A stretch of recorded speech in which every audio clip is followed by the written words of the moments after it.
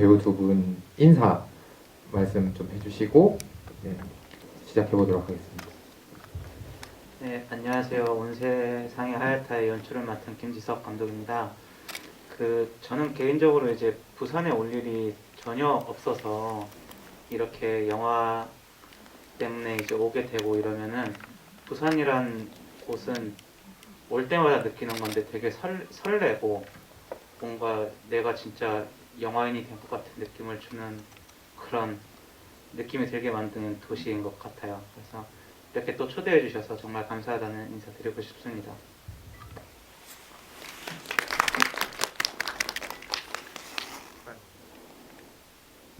안녕하세요. 온 세상의 하야타의 류하림 박하영입니다.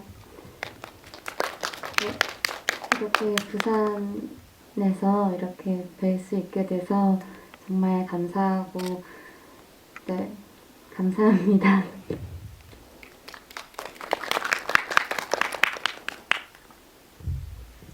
온 세상이 하야타에서 모인 역을 연기한 강규리입니다. 반갑습니다. 네, 불러주셔서 감사드리고요.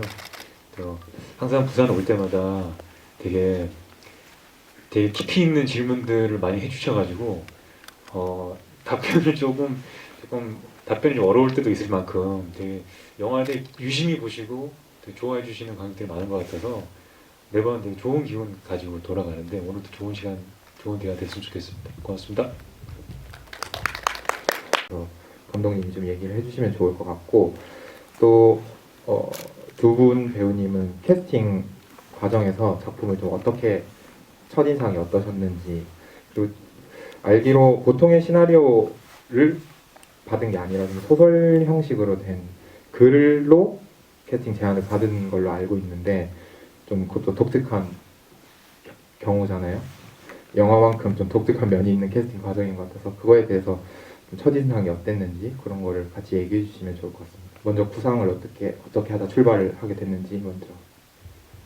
네, 이제 이거는 처음에 구상 자체는 저의 세 번째 단편이었어요. 그래서 두 편의 단편을 찍고 난 뒤에 세 번째 단편을 이제 찍으려고 세 번째 어떤 이야기를 할까 고민을 하던 와중에 이제 그 시절을 지내는 저에게 있어서 관계란 무엇일까라는 생각을 했었던 것 같아요. 그래서 어떤 서로 되게 얘기를 하지만 그게 되게 무의미하고 뭐가 다 거짓말 같고 뭐 되게 뭔가 무슨 얘기를 했는데 하나마나한 얘기들을 주고받는 그런 두 사람이 죽으러 숲으로 가는 이야기를 해보고 싶다라는 정도의 생각을 가지고 이런 캐릭터를 해보고 싶다라고 처음에만 그 정도는 구상을 했던 것 같아요.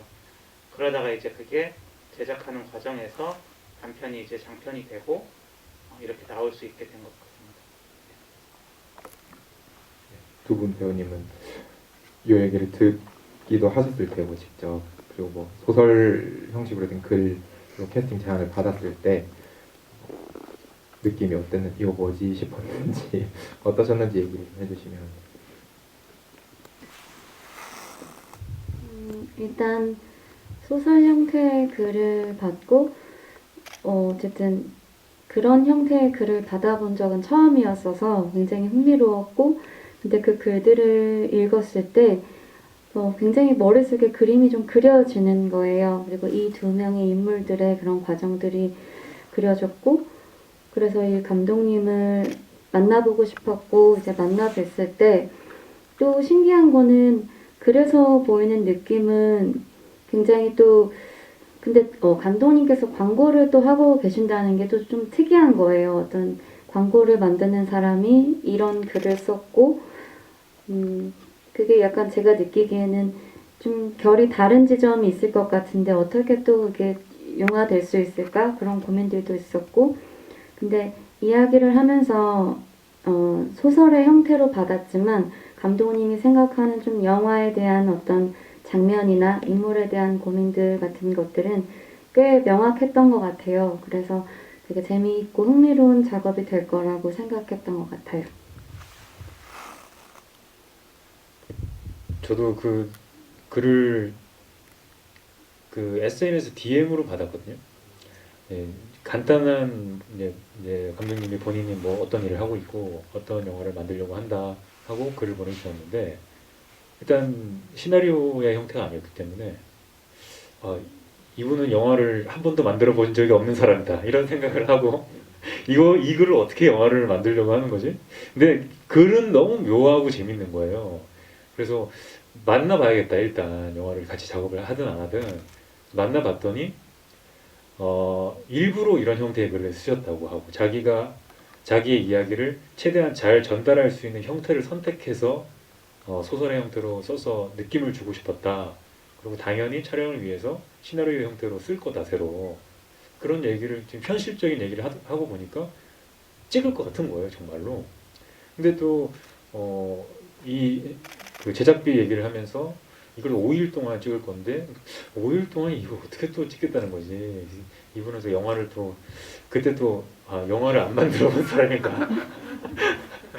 근데 본인이 자기 광고 조감독을 해서 그 타임테이블 지키는 건 정말 정확하게 할 수 있으니 믿어달라. 다 준비가 되어 있다. 연기에만 집중을 하시면 된다. 그래서 믿고 했더니 너무 좋았어요. 그 영화에서 태백으로 가는 시퀀스부터는 저도 뭐 되게 푹 빠져서 즐기면서 한 것 같고 제가 처음 글을 읽었을 때 느낀 그 오묘한 감정들이 느낌들이 결과 영화에서도 느껴져서 되게 만족하는 작업이었습니다. 이루어진 거잖아요. 이게 무슨 광고 작업을 해보신 경험 덕분에 그게 가능했던 것도 있겠지만 영화 안 세계와는 달리 실제로 어쨌든 촬영장이 되게 타이트하고 좀 바쁘고 정신 없었을 것 같은데 좀 짧은 시간 안에 이렇게 소스를 많이 찍으려면 이렇게 즉흥적으로 뭔가 포기를 하거나 바꾸거나 좀 의도치 않았던 것들을 들어오는 거를 막을 수 없게 되거나 하는 여러 가지 상황이 섞이는데 그런 과정을 좀 애초에 의도를 하셨는지 좀 즐기면서 찍을 수 있었는지 아니면 모르겠다 하고 포기하면서 가신 건지 그리고 또 두 인물이 좀 독특하잖아요. 한 명은 알코올성 치매 환자고 한 명은 시도 때도 없이 거짓말하고 둘 다 같이 자살하러 가고 이제 인물 둘이 굉장히 차분한데 비해 또 그 속의 스토리는 굉장히 독특하고 그래서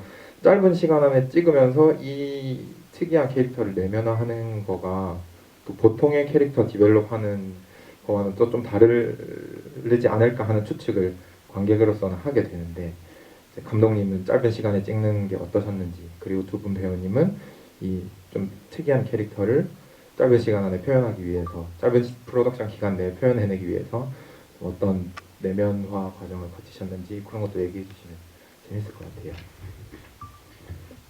물론 저도 5회차 촬영으로 이제 서울 촬영은 2회차고 그 강원도 가는 촬영은 3회차였는데 저는 이제 포기할 것들이 생길 수 있다고 생각했어요. 근데 이제 생각보다 그렇지 않았고 생각보다 이제 수월하게 잘 진행됐던 것 같은데 그렇다고 이제 이거를 여유를 즐기면서 찍었던 건 전혀 아니고요. 최소한의 스텝으로 최대한 빠르게 이동할 수 있는 방식으로 이제 촬영을 했던 것 같아요. 장비도 가벼운 걸 쓰고 어쨌든 이거를 완성시켜야 된다는데 가장 큰 저에게는 그게 있었기 때문에 제가 따로 이제 준비해야 되겠다고 생각한 거는 이 배우들과 충분한 대화를 해서 확실히 이 배우들 두 분께서 이 캐릭터를 완전히 이제 습득을 하시면은 그 다음부터 우리가 준비해야 될 것만 잘 준비를 하면은 차질이 없이 진행될 수 있겠다라는 판단을 했었고 실제로 이제 배우분들께서는 카메라가 돌아가지 않는 모든 시간에는 계속 두 분이서 합을 맞춰 보시면서 다음 컷들 준비하고 해가지고 되게 손발이 잘 맞게 해가지고 진행이 됐던 것 같아요.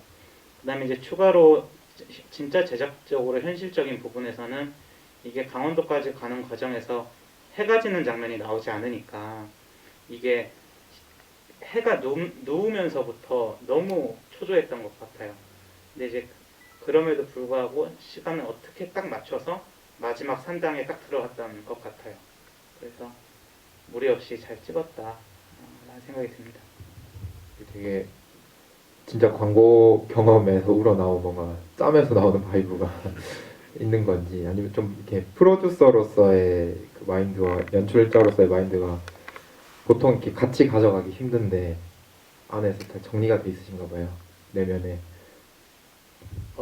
네, 제가 그렇다고 하면 좀 그렇죠. 근데 이제 저는 현실적으로 이거를 5회차가 최대였어요. 이거를 한 주를 더 늘릴 수가 없는 거예요. 제가 주말만 가서 찍었는데. 그래서 일단은 말을 내뱉은 거죠. 배우분들에게도 할 수 있다 나는. 근데 집에 가서 이제 이건 할 수 없다. 이런 생각이 들었는데 이거를 되게 만들어야 되니까 고민을 상당히 많이 했던 것 같아요. 배우님들 두 분은 이렇게 굉장히 타이트하게 들어가야 하는 일정인데 또 이제 말투도 좀 특이하고 캐릭터들이 말투도 특이하고 애초에 설정 자체도 좀 독특하고 어떻게 캐릭터 디벨롭을 하고 감독님이랑 어떤 디렉팅을 주고 받으셨는지 좀 얘기해 주시면 좋을 것 같습니다. 저 같은 경우는 이번 작품은 글을 보고 그래서 인물을 구축하는 데서 힌트를 얻을 수 있는 인물의 뭐 전사나 그런 것들을 기준으로 캐릭터를 만들진 않았던 것 같아요. 첫 인상이 너무 강렬했기 때문에 그 느낌을 살릴 수 있는 방법으로 이제 캐릭터를 좀 구축했던 것 같고, DM으로 받았다. 네, 그 소설 형태에서 느낀 글. 그래서 그 글을 읽었을 때 모이는 사람은 어떤 그 분위기와 어떤 그 움직임과 어떤 속도와 뭐 그런 그 어떤 사람일까라는 게 그려질 때 그 느낌을 재현하려고 접근을 처음에 했던 것 같아요. 그러다 보니 뭐 그런 생각과 제가 가지고 있는 신체나 목소리나 이런 것들이 섞여서 결과물이 나온 것 같고, 그래서 이 인물의 뭐 과거는 어땠고 왜 이러고 왜 죽으려고 하며 뭐 이런 어떤 인물의 개연성들은 좀 내려놓고 작업을 했고, 읽을 때도 제가 그게 궁금하지 않았던 것 같아요. 그래서 이 애가 왜 이렇게 행동하며 이런 것들이 궁금하지 않았고, 그냥 그 모인과 하림의 그 글에서 느낀 앙상블이랄까요? 그런 것들이 되게 좋았고, 그런 것들을 잘 표현하는 데 중점을 뒀고, 촬영하면서는 그 감독님이 당시 다니고 있던 회사에서 하는 일들이 굉장히 바쁠 때였어요. 그래서 평일에는 그 회사 일을 광고를 만들고 주말에 이 영화 촬영을 하는데, 그 바쁜 와중에도 또 우리가 찍어야 할 장소를 강원도에 답사를 하고 온다든지 그런 노력들을 알게 되는 거죠. 그러면서 더 뭔가 응원하고 싶은 마음. 내 거는 내가 알아서 해야겠다. 뭐 연출자가 배우에게 어떤 디렉션이나 어떤 그런 시간 할애를 하지 않을 수 있도록 내 건 내가 알아서 해야겠다. 그래서 틈틈이 박가영 배우랑 뭐 대사나 장면에 대해서 생각도 많이 하고 그랬던 것 같습니다. 일종의 모성애 부성애를 자극하는 능력이 뛰어나신 감독님. 네, 뭐 농담이었고, 네, 박가영 배우님은 어떠셨는지. 네, 일단은 저도 류아림이라는 인물이 그 사람이 갖고 있는 어떤 것들이 막 명확하고 뚜렷하지는 않은데 이 사람 자체가 갖고 있는 어떤 특징이나 하는 생활들 이런 것들이 사실은 저랑 크게 비슷한 지점은 잘 없었어요. 그래서 감독님이 왜 나한테 이게 어울린다고 했지? 약간 이게 처음에 약간 물음표가 있었던 것 같고, 그래서 저는 주변에 이제 저랑 비슷하게 닿는 지점이 잘 없으니 제가 알고 있는 어떤 인물들 중에서 류아림이랑 비슷한 사람들에 대해서 생각을 했고, 그리고 조금 기루 선배한테 되게 감사했던 지점이 되게 제가 아마 기억을 하실지 모르겠는데 이제 기루 선배랑 좀 이야기를 많이 나눴어요. 왜냐면 류아림이 혼자서 나오는 이제 장면보다는 대부분이 다 김모인과 대화를 하는 장면으로 나오기 때문에 막 이런저런 뭔가 이야기들을 나누고, 또 저보다 선배이시기 때문에 조언을 구하기도 할 때 류아림이라는 인물이랑 저랑 좀 거리감이 있는 것 같아 좀 어려운 것 같다는 얘기를 초반에 했었던 적이 있는데, 그때 기루 선배가 저한테 그냥 너가 이렇게 해도 되게 류아림이야 너는, 약간 이렇게 얘기를 해준 적이 있었는데, 같이 하는 배우가 뭔가 그런 말을 해준 게 되게 용기가 돼서 그때부터는 내가 이거를 잘 할 수 있나 없나 그런 부분보다는 그냥 이렇게 잘 충실히 내가 할 수 있고 하고 싶은 대로 뭔가 그런 믿음들이 이상하게 생겨서 그 시간들을 촬영에 잘 집중을 하면서 했던 것 같아요. 네, 관객분들이 보내주신 질문은 여주인공이 처음에는 최민영이라고 소개했다가 왜 뒤에 가서 이제 류아림이라는 본명을 밝히는 이유가 뭐냐, 그리고 무당이 이제 모인이 뿌린 쌀점을 보고 혀를 차는 것은 어떤 의미냐 등등, 또 남자 귀신은 뭐 또 어떤 의미로 등장했고 죽음을 암시하는 뭐 이게 이런 내용들 외에도 영화 속에 사실 좀 뭔가 있는 것 같은데 하고 애초에 근데 이렇게 왜 알코올 중독자가 됐는지랑 왜 이렇게 알코올성 치매에 걸렸는지 거짓말을 왜 하는 이런 것들이 아무런 설명 없이 등장하고 그냥 그대로 자연스럽게 영화 속에 안착하거나 뭐 잊혀지거나 이렇게 되는데, 사실 영화를 보면 강기루 배우님 말씀하신 것처럼 뭐 굳이 그 개연성을 찾아가지 않아도 그냥 그대로 딱히 뭐 이상하지 않게 받아들여지게 되는 면이 있긴 한데,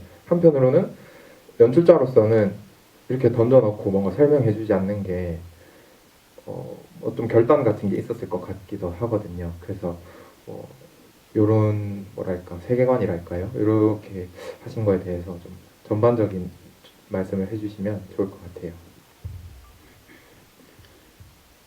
아마 이제 뭐 예를 들어서 거기에 등장하는 남자들은 왜 등장하느냐, 뭐 아니면 통일이 갑자기 왜 되느냐, 뭐 점집에서 벌어지는 일들이 뭐냐라는 이런 질문들 하나하나에 대답을 이제 하려면은 할 수는 있을 것 같은데, 저는 방금 이제 이렇게 쭉 이야기를 듣다 보니까 드는 생각이, 만약에 제가 어딜 가서 어떤 굉장히 우울해 보이는 한 사람을 만났을 때 어떤 날에는 제가 우리 왜 그럴까 한번 같이 그 이유를 생각해 보자.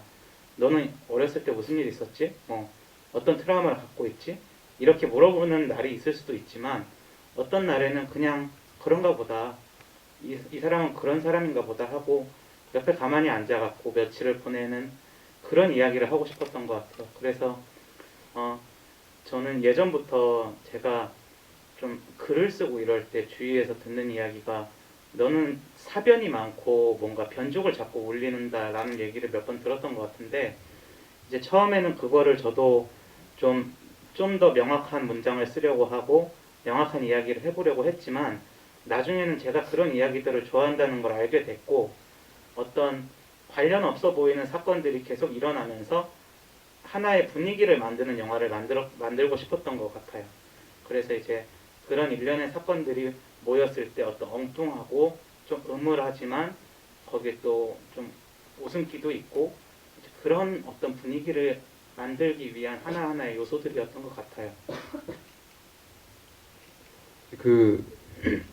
뭐 이렇게 여러 개의 질문에 대한 뭐 세세한 답변은 아니겠지만 좀 전반적으로 답이 될 수 있는 얘기를 해주셨는데, 어떤 분위기를 만들려고 한 거가 조금 더 중심에 있는 것이었다라는 얘기를 해주셨는데, 다른 관객분 한 분께서, 하얀 겨울님께서 두 인물이 이렇게 로맨스적인 요소가 거의 느껴지지 않고 진짜 같이 죽으러 가는 이제 자살 동료처럼 보여서 오히려 좋았다.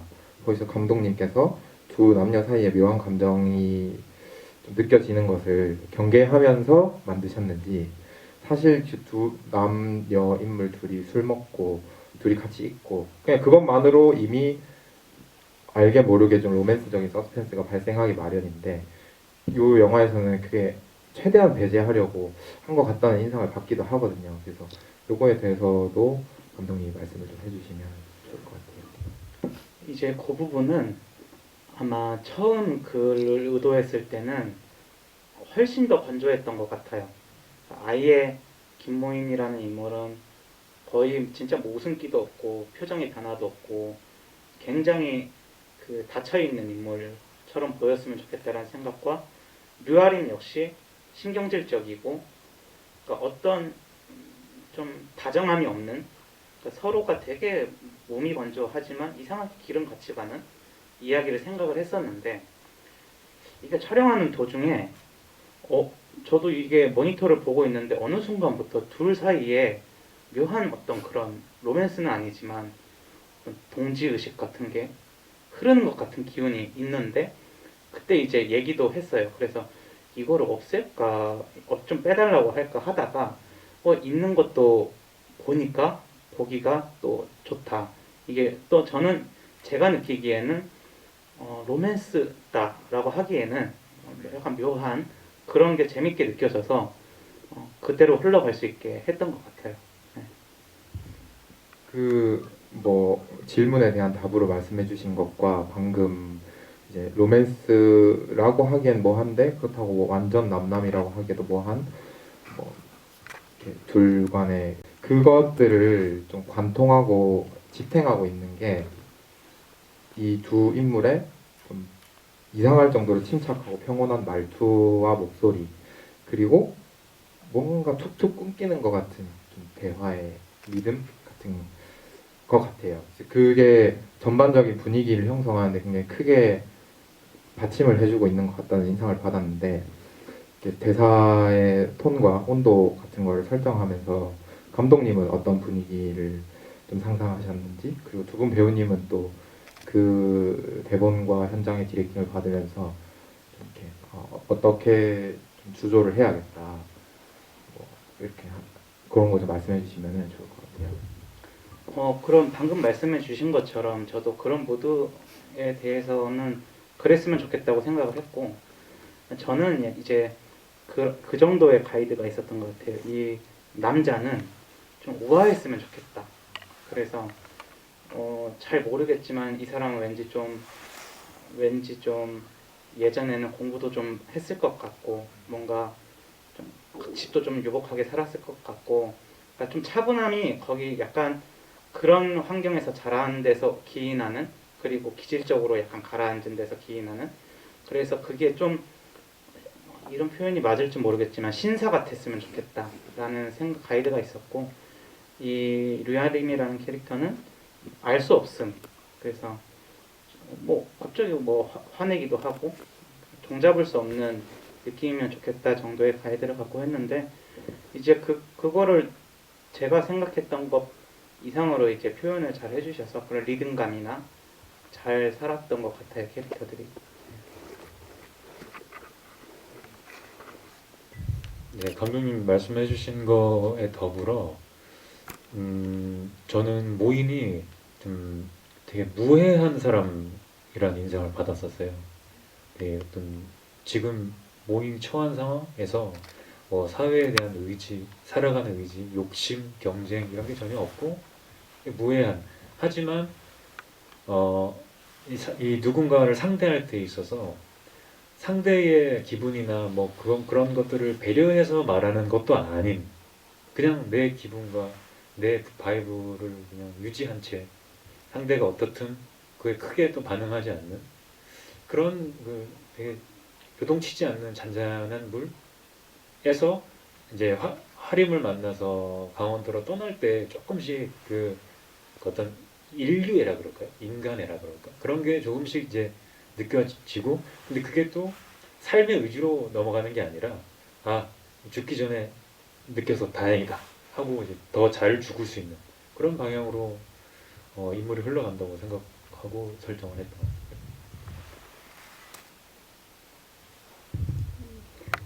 같아요. 기루 선배가 방금 얘기한 것처럼 모인이라는 인물이 좀 무해하다는 것에 굉장히 공감이 돼요.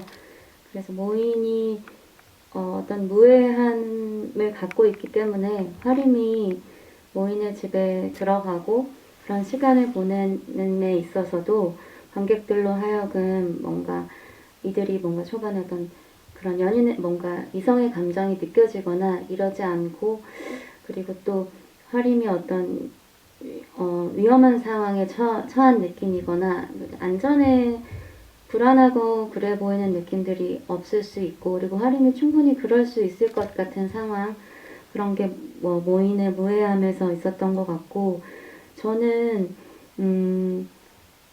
그 모인과 함께 그 여정을 그 시간들을 보내면서 그게 어떤 방식의 마음인지 모르겠지만 그게 이성적으로든 어떤 인류애로든 사람으로서든 마음이 좀 움직였을 거라는 생각이 들었어요. 어쩌면 삶에 대한 조금의 미련과 의지가 생겼을 수도 있고 그리고 또 왜냐하면 모인이라는 인물은 그 화림이라는 인물이 막 울고 그럴 때도 어떤 다정하게 뭐 위로를 하거나 그렇진 않지만 그 자리에서 지켜봐주는 사람이라는 생각이 들었거든요.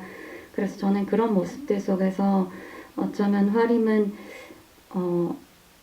그런 삶에 대한 어떤 생각들이 조금 다른 생각들이 들어섰을 수도 있겠다. 그래서 관객분들께서 이게 둘 사이에 어떤 로맨스가 있다, 없다, 그거를 각자마다 생각하시는 지점이 다른 부분도 저는 참 좋은 것 같아요. 네, 재밌는 얘기 들려주셔서 감사합니다.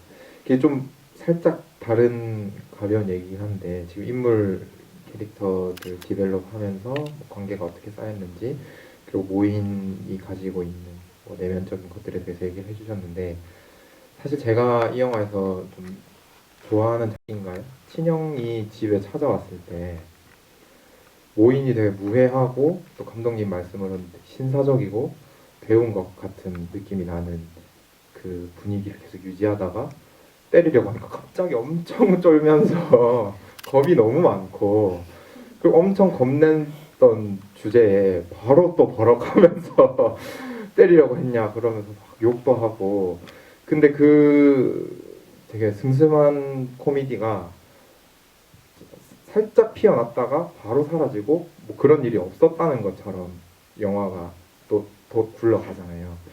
근데 그런 요소들이 이제 그 코미디 그 이제 약간의 코미디는 아니고 약간의 그 슬랩스틱 장면에서는 있었는데 그 외에도 그런 뭔가 슴슴한 좀 웃음기가 슬쩍슬쩍 나타났다가 되게 뻔뻔하게 사라지고 그런 포인트들이 많잖아요. 감독님이 뭐 변죽을 울리는 나의 그 뭐 성격 같은 게 좀 성향 같은 게 반영된 것도 있다고 말씀을 해주셨는데 사실 뭐 의도하신 것도 있을 텐데 알게 모르게 들어간 것도 있겠지만 아 여기는 좀 내가 좀 웃겨봐야지 하시는 것도 있었을 것 같은데 이런 요소들에 대해서도 뭐 어떤 마음이셨고 어떤 과정을 통해서 만들어졌는지 얘기를 좀 해주시면. 그 우선 감사드릴 것은 그 부분은 제가 웃기려고 넣은 게 맞고 그걸 처음으로 이렇게 들어본 것이라서 저는 이제 그거를 몇 번 이제 제가 여러 번 보면서도 볼 때마다 피식피식 하는데 그게 또 그 저는 또 전사를 또 촬영을 했으니까 알고 있는 내용이긴 한데 저는 이제 먼저 말씀드릴 것은 그런 어떤 장면 그리고 김모인이 맞지도 않았는데 이렇게 위협한 것 자체가 날 때리려고 한 거나 때린 거나 마찬가지다라고 말하는 게 김모인이 어떤 가지고 있는 어떤 성향 뭐 그런 거를 드러낸다고 생각을 했어요. 근데 이제 그 장면에서 얘가 되게 그러니까 그런 캐릭터를 유지하다가 형이 손을 들자마자 확 쪼는 이런 걸 이제 지문에는 써놓고 이제 얘기를 많이 했던 것 같아요. 이거를 어떻게 과연 해줄까? 그 다음에 이거는 보셨겠지만 앵글이 굉장히 제한적이고 옆에서 이렇게 쭉 보여주는 거잖아요. 그래서 저도 이제 기대를 하면서 모니터를 봤던 거예요. 그러다가 이제 손을 팍 들었는데 처음부터 팍 너무 리얼하게 너무 겁먹은 것처럼 돼가지고 야 나는 참 재밌다 이렇게 생각을 하면서 이제 그걸 만들었고 이제 저는 이제 방금 말씀해주신 게 그런 의도가 참 맞는 것 같아요. 살짝 웃겼다가 다시 또 그 무드로 가고 어떤 몽타주 씬에서 나오는 쓸데없어 보이는 대화들 속에서도 이게 그래도 조금 슴슴한 웃음을 줬으면 좋겠다 라는 생각을 했던 것 같아요. 뭐 또 이게 그거랑 이어지는 질문이기도 한데 그런 슴슴한 웃음기를 비롯해서 사실 영화가 뭐 치매에 가까운 망각, 그 죽음, 그리고 뭐 거짓말, 또 거짓말을 기반한 임시적 동거, 임시적 동행, 가난, 술과 만취 이런 되게 여기 스며 있는 테마들이 영화에 스며 있는 테마들이 되게 불안정하고 좀 소멸하는 것들과 연관되어 있는데 이상하게 이런 부정성 서려 있는 것들이 쌓여갈수록 두 명한테서 느껴지는 게 약간 생동감, 활력 이런 거거든요. 감독님이 뭐 그런 슴슴한 웃음기를 중간에 섞어주시기도 하고 변죽을 울리려는 뭐 어떤 성향이 반영된 거기도 하겠지만 이렇게 역설적인 정서가 좀 만들어지는 게 저는 보면서 재밌다고 느꼈거든요. 그런데 사실 이런 감상은 완성된 영화를 보고만 그리면서 이렇게 진행을 할 수밖에 없잖아요. 그래서 이게 너무 장난스럽게 보이진 않을까. 내가 원했던 어떤 바이브가 이렇게 뭐 좀 구성이 안 되면 어떡할까 하는 불안도 있었을 것 같고, 뭐 배우분들도 그거에 있어서는 마찬가지의 좀 마음이지 않을까 싶은데, 그거에 대해서 좀 얘기를 해주실 수 있을지. 이제 뭐 완성도의 측면에서 이야기를 먼저 하면 저도 뭐 어느 부분은 이게 너무나 제한적인 현장이었고 시간이었으니까 어느 부분은 좀 아쉬움이 남기도 하고 어느 부분은 만족스럽기도 하지만 전체적으로는 이 영화의 흐름이랑 지금 이 질문을 들으면서 생각을 해보니까 저도 이 어떤 여정을 같이 따라갔다는 생각이 들어요.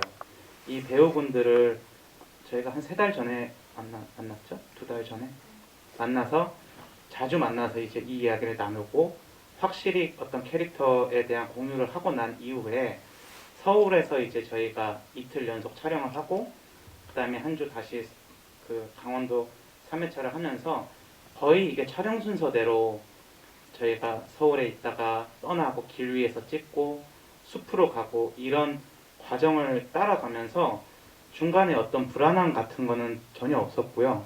뭔가 진짜 이 캐릭터들을 내가 같이 따라가서 담아내고 있다는 생각이 특히 이제 그 별장에서부터 좀 확실하게 생각이 들었던 것 같아요. 그래서 생각처럼 순항을 하고 있구나. 그래서 네, 그랬던. 되게 평온한 심장의 소유자이신 거예요. 이렇게 전혀 잘 되고 있다. 왜냐면은 그 별장에서부터 왜 그런 안도감이 들었냐면 서울 그 가기 전까지는 그 매일매일이 지옥이었거든요. 그 너무 괴롭다. 이거를 내가 해낼 수 있을까? 근데 그 강원도에서 이 중요한 씬이었잖아요. 별장 씬이. 그러니까 별장 씬이 마치고 나서부터는 이제는 그래도 조금 안심이 된다. 그러고 이들을 잘 따라가면은 되겠구나라는 확신이 들었던 것 같아요. 네. 배우님 두 분은 좀 어떠셨는지 이게 뭐 살짝 웃기는 요소가 들어갔다가도 또 묘한 사람으로 되돌아가야 하고 또 그러다가도 뭐 이렇게 뭐 저는 그 장면도 되게 웃겼거든요. 다음날 아침에 나를 기억 못하면 어떡할 거냐, 제가 나를 뭐라고 소개해야 되냐, 화림이 이렇게 물었는데 모인이 그냥 친한 사람이라고 하시면 된다 해서 그럼 친한 사람이면 바닥에 자지 말고 여기 침대에 와서 같이 자자 했더니 됐어요 이러고 저 자잖아요 그냥. 이거 뭐 무슨 대화인지 이거예요. 근데 또 너무 정감 있고 좋더라고요 그 대화가. 그래서 근데 그런 대화들이 막상 프로덕션 과정 안에 들어가 있는 연기를 해야 하는 사람 입장에서는 좀 갈피 잡기 어려울 수도 있겠다는 생각을 했거든요. 추측이긴 하지만. 그래서 뭐 어떠셨는지 그런 것도 얘기를 해주시면.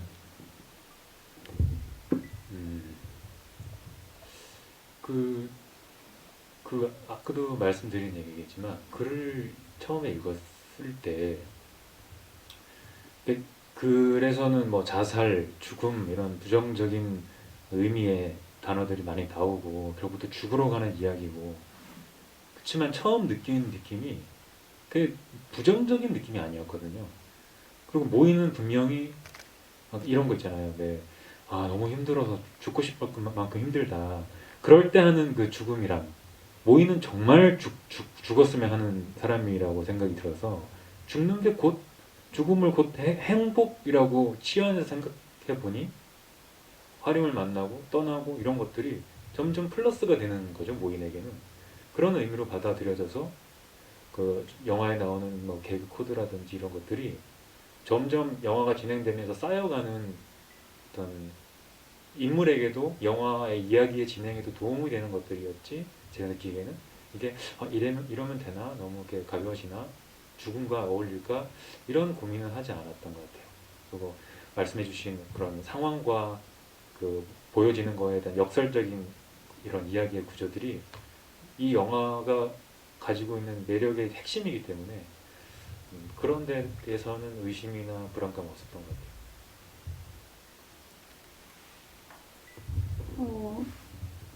아까 그 재밌다고 했던 대사, 그런 지점을 얘기해 주신 분 처음이지 않나요? 처음이었던 것 같아요. 근데 일단 사실은 류아림이라는 인물이 좀 물음표도 많고 되게 외연하기도 하고, 근데 사실 요번 글에서는 뭔가 한 문장 한 문장씩 하는 말들을 류아림 이런 말을 왜 하지? 이게 무슨 의미지? 사실 그런 식으로 접근을 하지는 않았던 것 같아요. 왜냐면 일단 류아림이라는 인물이 하는 말들은 다 거짓말이고, 자기도 그러니까 주위에서도 어떤 좀 거짓말이라는 것을 좀 늘 일상처럼 하고 있는 사람들을 보면 본인이 했던 말들을 잘 기억을 못할 때가 많더라고요. 내가 그런 말을 했어 라는 것들이 많을 수도 있고, 그 말들의 어떤 출처나 그 본질적인 것들이 없는 경우가 많고, 그때그때 즉흥적일 수도 있고, 그래서 이 말들을 하나하나 하는 것들에 있어서 사실 막 이게 왜 했을까? 이것에 무슨 의미를 담고 있을까? 그런 식으로 접근을 하진 않았던 것 같고, 그치만 그냥 뭔가 이야기를 처음에는 계속 거짓말을 하지만 점점 진실로서 변화되는 이야기들이 속마음대로 되어가는 과정들이 있었던 것 같아요, 류아림한테. 그래서 그냥 이 대사들이 참 이 글들이 그냥 저는 참 재미가 있어서 이것들을 그냥 잘 해야겠다라는 마음이었던 것 같아요. 근데 지금 얘기를 쭉 들어보면 세 분이 이렇게 뭔가 굉장히 추상적인 주제를 안고 가는 작품임에도 그 뭐랄까 좀 이심전심이 잘 통했다고 할까요? 굉장히 합이 좀 유무형적인 합이 굉장히 잘 맞았던 것 같은 인상을 봤는데, 감독님이 뭐 아시는 분은 아시겠지만 이제 돌고래 유괴단이라는 광고 이제 영상 회사에서 소속된 이제 만드셨잖아요. 그래서 그 강기루 배우님이 말씀하신 것처럼 DM으로 소설을 보내면서 캐스팅 제안을 한 걸 보고 이 사람 영화 한 번도 안 만들어 본 사람이구나 이런 느낌을 받았고, 그래서 실제로 만났더니 5회차 만에 장편 영화를 찍겠다 그래서 진짜로 영화를 안 만들어 본 사람이구나 하는 것도 느꼈다고 하셨는데, 실제로 작업하실 때 뭔가 완전 영화 쪽에 있던 분이 아니고 광고를 만들던 분과 작업하니 뭔가 좀 다르더라, 뭐 이런 게 달랐다, 뭐 좋았다 나쁘다가 아니라 그냥 뭐 이런 게 좀 특이하신 독특한 작업이었다 하는 게 있으면, 그리고 감독님은 또 반대로 광고 작업을 쭉 해오시다가 이제 좀 영화 배우와 영화 만드는 스태프들과 영화를 만드니 또 이런 게 좀 달랐고 뭐 이렇게 마음에 남는다 뭐 이런 게 있으시면 또 영화 외적인 얘기긴 하지만 얘기해 주시면 재밌을 것 같아요. 그 촬영을 하면서 느낀 건 그 광고건 영화건 어찌됐건 시작은 글이고 생각이 일진데, 그런 부분에서 이 사람이 뭐 광고를 했건 영화를 뭐 여러 편을 만들었건 그 글을 쓰는 데 있어서는 굉장한 그 어떤 매력과 장점을 가진 사람이다라는 거에 되게 신뢰가 컸고, 그리고 또 한 가지는 저도 이제 뭐 어떤 직업을 가진 사람들을 이럴 것이다라고 규정 짓기는 좀 그렇지만, 광고를 하는 사람들은 어떻게 영화를 할까 이런 생각을 저도 할 수밖에 없었던 상황이었는데, 그런 거 느꼈었던 것 같아요. 광고는 지극히 상업적인 매체고 또 이런 특히나 이런 독립 예술 영화는 그것과는 아주 대척점에 있는 작업이라면 광고를 하는 사람에게 있어서 또 그 안에 또 이런 반대되는 작업들을 하고 싶은 열망이 분명히 있는 것 같고 그 바쁜 와중에 이렇게 시간을 쪼개고 쪼개서 작품을 하는 걸 보면 굉장한 그 영화에 대한 그 애정과 로망과 열망이 있는 것임에는 분명하다.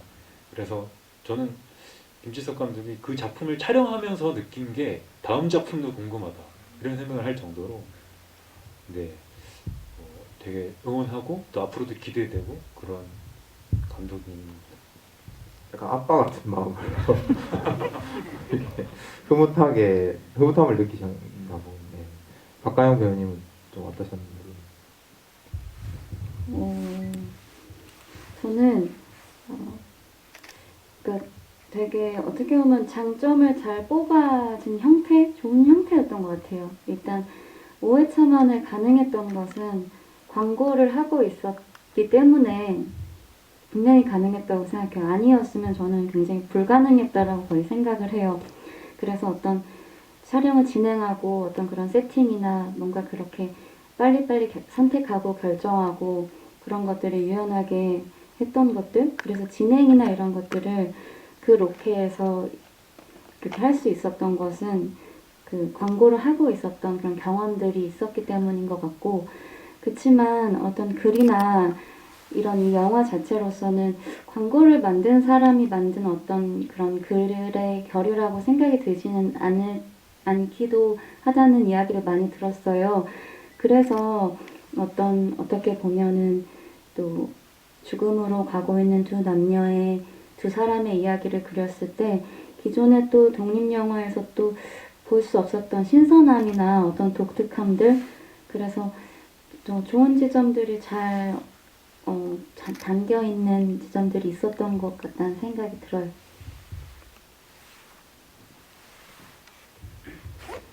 이제 외적인 걸 이야기하는 거니까 제가 사실 광고 감독이었는데 영화를 찍은 거는 아니에요. 이제 그 시즌에 저도 제 첫 광고를 준비를 하고 있었고 거의 동시에 이제 시작을 하게 된 건데 그렇다고 이제 그 전에는 이제 어쨌든 광고 일을 하긴 했으니까 조 감독의 일을 계속 해왔고 영상 일을 하긴 했으니까 그 영향을 안 받은 건 아닐 것 같고요. 근데 이제 지금은 제가 2, 3년 동안 광고를 계속 하면서 이제는 조금 뭐 해왔던 것들이 있는데 만약에 지금 저에게 오일을 주고 이걸 다시 찍으라 그래도 크게 바뀔 것 같지는 않다는 생각이 들어요. 그러니까 그거는 되게 다른 것 같아요. 광고를 생각할 때는 회사를 가는 느낌으로 가고요. 그리고 사실 광고 감독은 가장 큰 일이 광고주를 상대하고 대행사를 상대하는 일이기 때문에 촬영은 하루 이틀 하고 또 편집하고 그 전에 이제 한 달 동안 미팅을 하는 과정들이 지난하고 또 거기에 또 즐거움이 있는 직업인 것 같고요. 영화는 이제 완전히 또 다른 마음을 가지고 들어가게 되는 것 같다는 생각이 들어요. 그래서 지금 다시 해도 비슷한 감정으로, 비슷한 감수성으로, 비슷한 편집으로 했을 것 같다라는 생각이 들고요. 그 다음에 이제 또 외적인 부분으로 이게 또 가능했던 가장 큰 이유 중에 하나는 조 감독 해주는 친구들도 돌고래 의계단에 있는 후배들이었고, 그 다음에 그 미술이나 뭐 그 외에 연출부 해준 친구들도 그 돌고래 의계단 후배들의 후배들이었고, 그리고 또 촬영 감독님도 돌고래 의계단 같이 해주시는 분이고, 조명 감독님도 그렇고, 그러니까 저희가 몇 년을 합을 맞춰온 사람들이었기 때문에 그게 사실 저한테는 가장 큰 힘 중에 하나였어요. 그래서 이제 할 수 있게 된 것 같아요. 여기 뭔가 팀원이라고 할까 스태프분들이 이미 좀 합이 맞춰진 상태라는 얘기를 듣고 보니까 좀 더 눈에 띄는 것 같긴 한데, 제가 영화 보면서 또 한 가지 약간의 동선의 구축 구조 같은 거였거든요. 뭐 동선을 굉장히 세심하게 짠 것 같다는 인상을 받았는데, 뭐 가령 초반부에 모인이 그 슈퍼 앞에서 혼자 술 먹고 있을 때 웬 공무원 같은 분이 와서 그 교육 한 회차 남았는데 왜 안 들어오냐는 얘기를 하려고 오른쪽에서 왼쪽으로 들어와서 그 말을 걸 때 대화를 하고 있으면 그 전경에서 후경으로 가영이 와서 슈퍼에 들어가죠.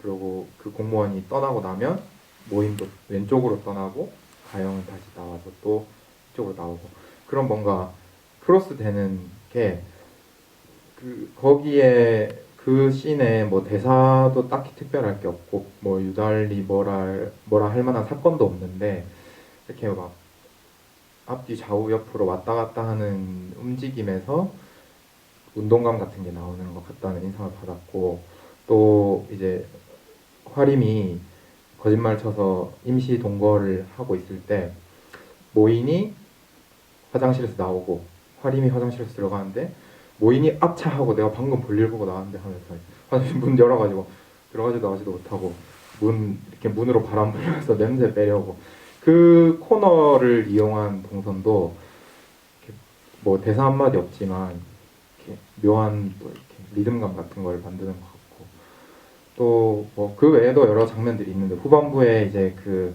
또 다른 자살하는 사람을 발견하고 이렇게 모인이 먼저 빠졌다가 화림이 따라가면 카메라가 오른쪽으로 뒤늦게 패닝을 하죠. 그 패닝을 하고 있는데 모인이 다시 이쪽으로 가서 의자 가지고 가잖아요. 이제 그런 뭐랄까 동선 구조가 이거는 뭐 지나쳐 가면 지나쳐 가는 거지만 엄청 고민을 많이 한 것 같다는 생각을 했는데, 이게 뭐 감독님의 좀 힘준 면인 건지 아니면 이제 합을 오랫동안 맞췄던 동료들과 자연스럽게 나온 어떤 운동감을 만들어내기 위한 좀 그런 건지 노하우인 건지 이런 거, 동선과 카메라 움직임과 이런 것도 같이 어떤 거를 베이스로 해서 나오게 됐는지 얘기를 해주시면 재밌을 것 같아요.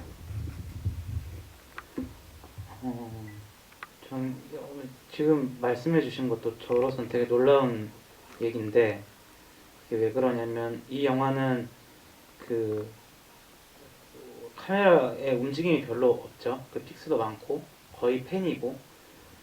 근데 이제 촬영 감독님이랑 처음에 얘기를 했을 때 지금 생각해보면 기억은 안 나요. 근데 이제 촬영 감독님이 이렇게 같이 샷을 짠 건 아니지만 저한테 이제 얘기하기로는 자기가 이 글을 읽어보고 생각나는 어떤 영화들이 있는데 이걸 한번 봐봐라.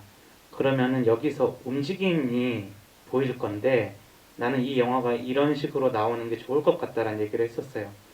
근데 또 제가 그 영화들을 찾아보니까 그렇다라는 생각이 들었고, 실제로 머리를 많이 굴렸어요. 이게 픽스지만 어떻게 하면은 움직임이 있고, 사실 거기에 뭐 방향성 같은 걸 의도한 거는 거의 없는 것 같고요.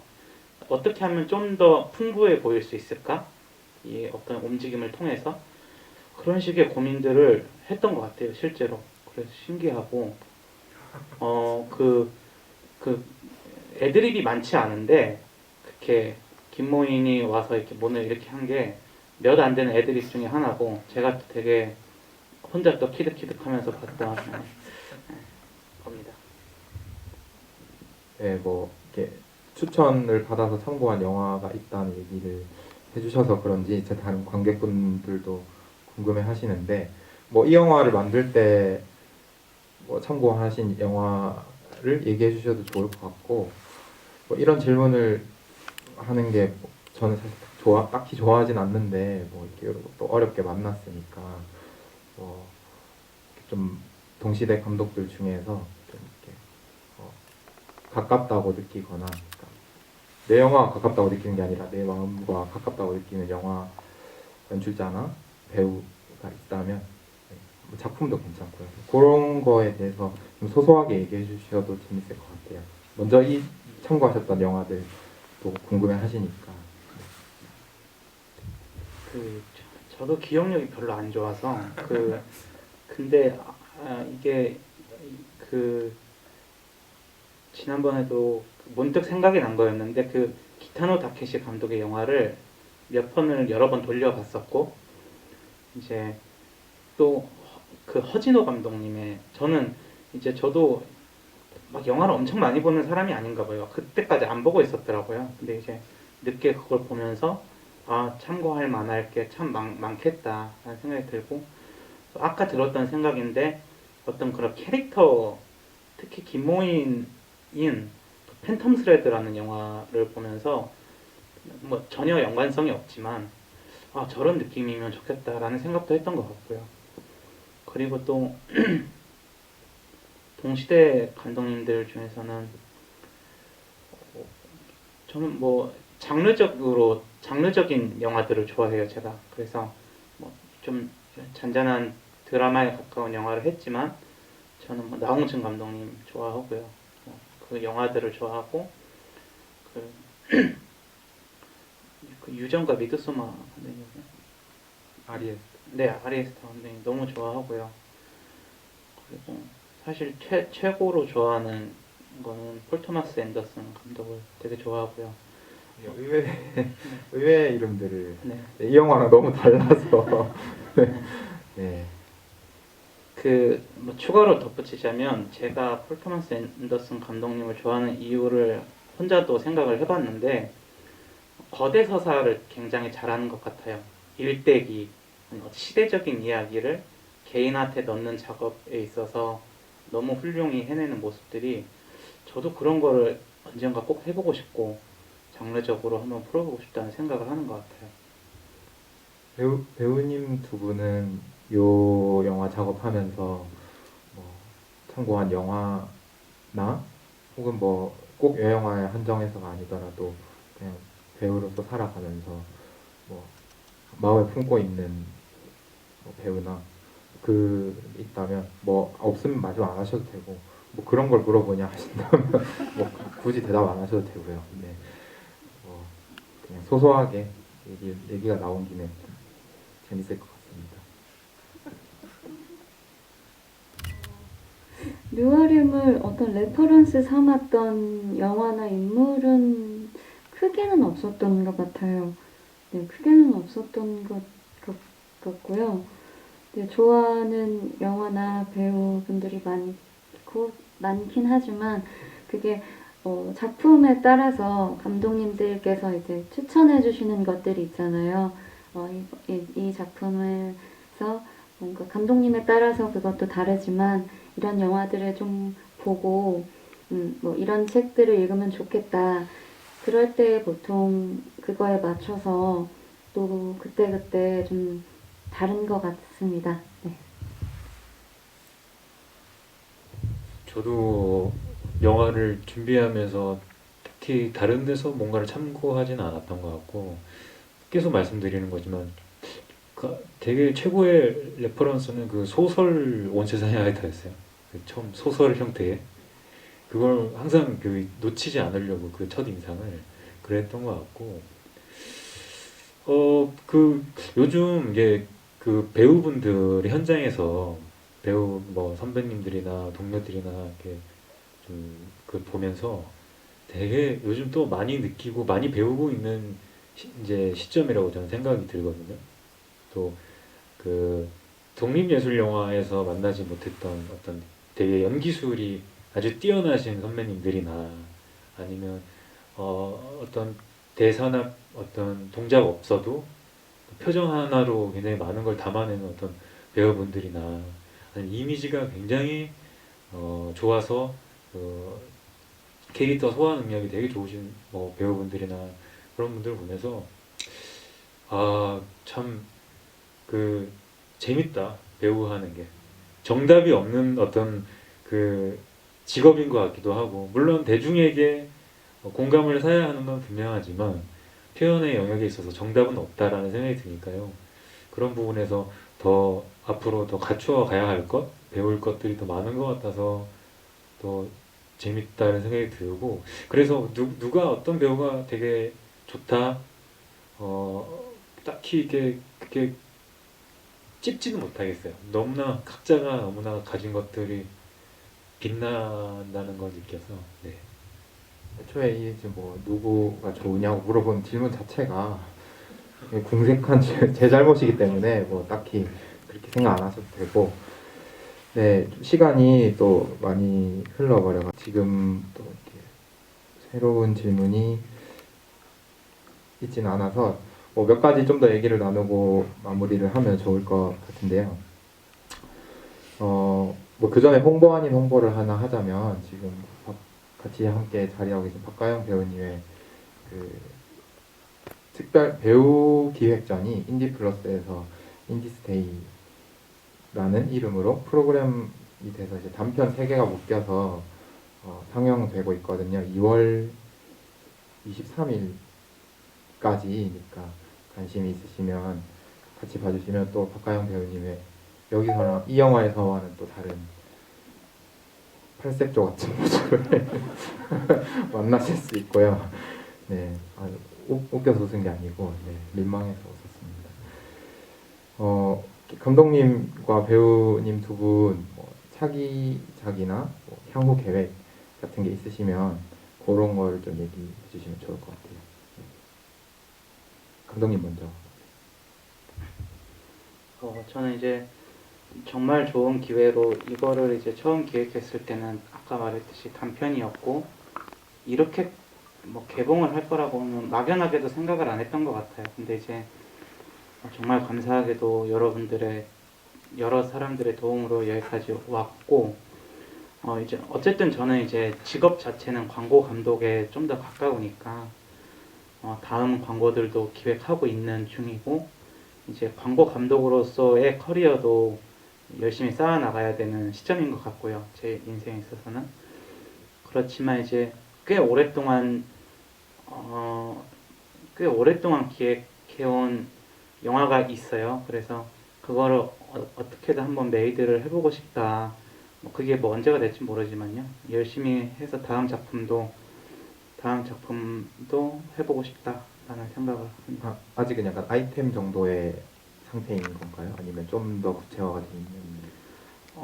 이제는 뭐 흔히 초고 정도는 나왔고요. 네, 근데 이제 네, 뭐 아직 기약은 네, 없네. 네. 알겠습니다. 배우님 두 분은 이렇게 뭐 홍보를 하셔도 되고, 뭐 지금 어떤 작품이 개봉할 예정이라든지 촬영 중이시라든지 뭐 그런 얘기를 어디서 어떻게 만날 수 있을지 얘기해 주시면 좋을 것 같아요.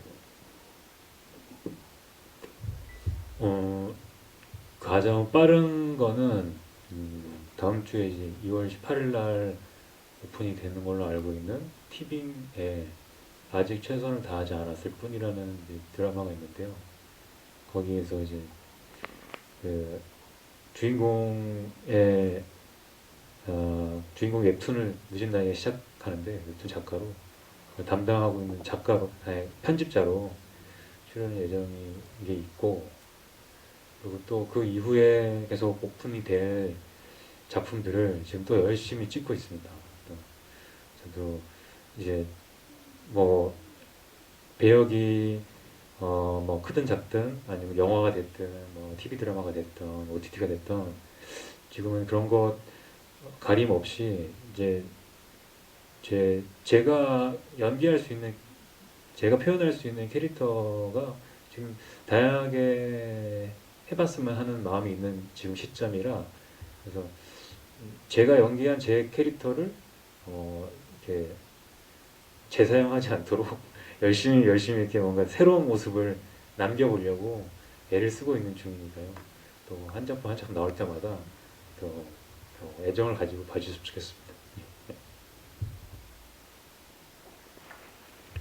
네, 저는 열심히 해야 될 것 같아요. 열심히 해야 될 것 같고, 네, 저는 이제 이거 끝나고 내일부터 이제 또 새로운 독립장편 촬영을 하러 이제 끝나고 군산으로 가거든요. 네, 또 열심히 잘 촬영해서 그 작품으로도 또 만날 수 있도록 열심히 또 하겠습니다. 오늘 대화